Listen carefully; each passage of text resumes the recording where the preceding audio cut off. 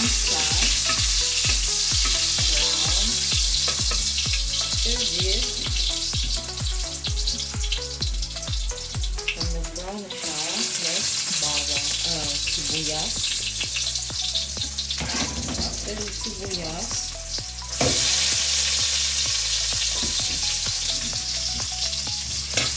hahaluin muna natin.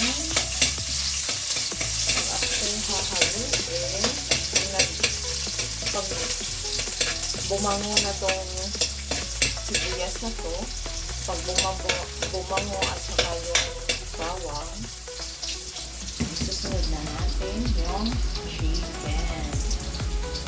Alright, so guys, kung paano haluin ang manok.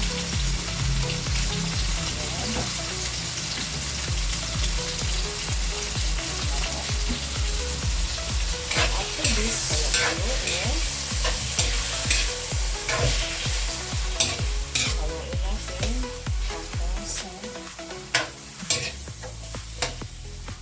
hanggang siya ay paluto na siya ng kunti. Then, lagyan ng paminta. Kaya naglalagay po ba kayo ng paminta, guys? Ito lang po paminta, guys. Nalagay ako ng paminta.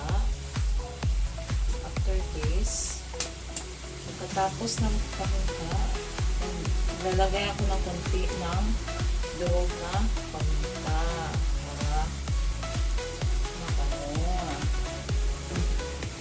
Then, and after this, halo-haloin.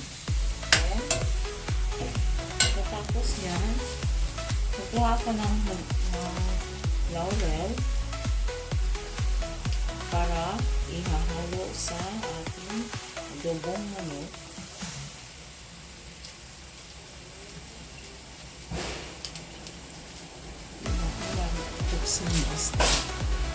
Tapos, hugasan po muna natin bago ihalo ito.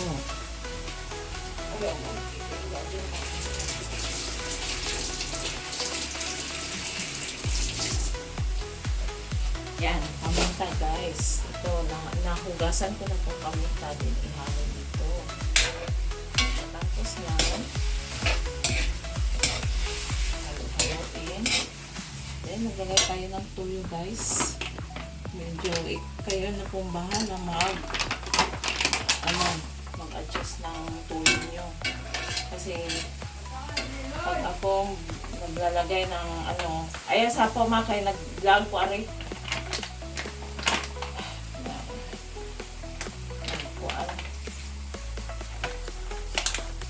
Naglalagay ako ng adobo, tuyo. Ayan. Tapos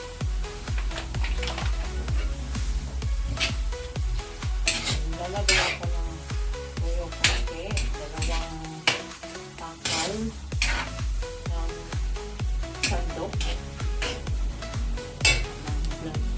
Ano na silent? Kaya wala mamaon mo ang vlog room. Hindi na banha.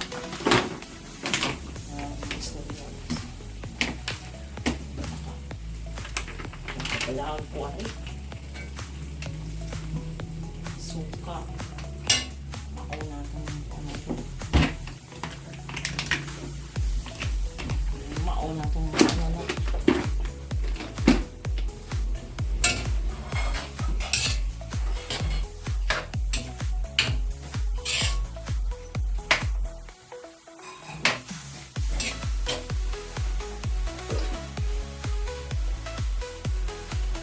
ilalagay din natin ng yun lang, takpan muna na natin.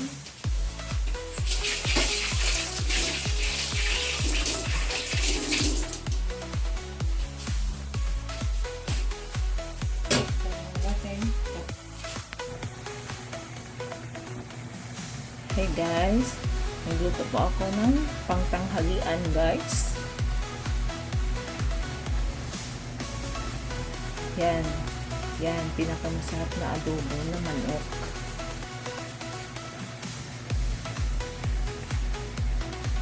Hope you enjoy for watching this in my video, guys. Thank you for visiting here and to watch my reels. Ito ay nakakatakam kainin, guys, na niluluto ko ngayon for today.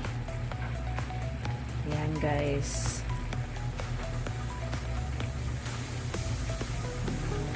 Masarap yun, guys. Yan siya.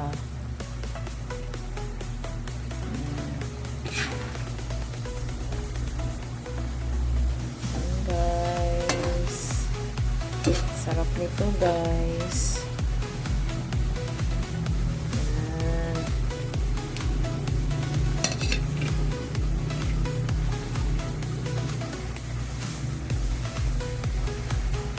Yan, guys. Sarap ng ulam.